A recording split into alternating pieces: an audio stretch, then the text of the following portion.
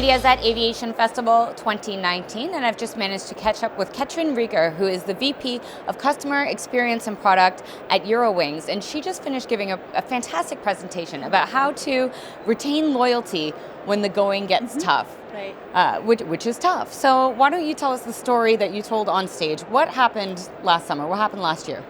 Yeah, we had a tough summer last year because we still had to cope with the integration of the Air Berlin after their bankruptcy. So we integrated, for example, 77 aircraft, more than 3,000 new employees. Wow. And that was a tough year, and to be honest, we didn't manage it completely. So we had an operational-wise tough summer with local customer satisfaction that even turned below 10. So it's been a quite tough summer. Yeah, so NPS below 10, not where any airline wants to be. No, not at all. So I imagine you and your team had your work cut out for you. So what was your strategy when you sat down and said, okay, we need to fix this? You know, did you turn to bells and whistles? Did you turn to fancy solutions?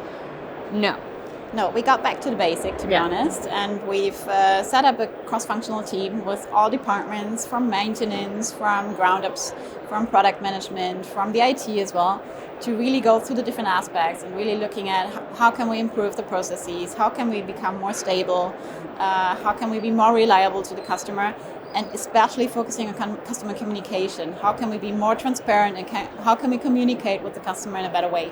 Okay, and what were some of the strategies you used to get these things done?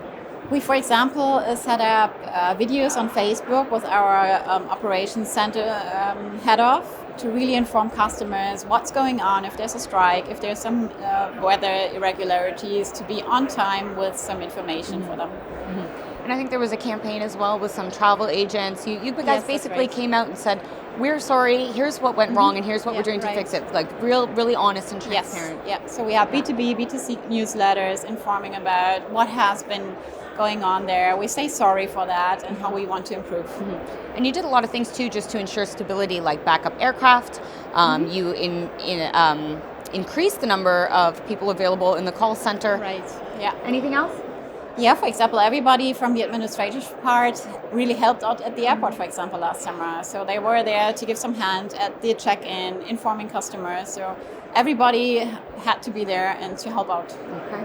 And what was the result? Your NPS score jumped up considerably in just 1 year. Thankfully, yes. So we started this year with an NPS over 50, and also during the tougher summer months, we stayed over 30.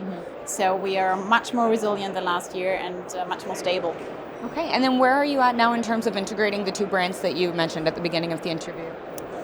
Still some way to go, so there is still some Air Berlin livery flying around, but it's getting better and better, and we managed to integrate and to improve from month to month. Okay, wonderful. Thank you so much for your time today. Thank you.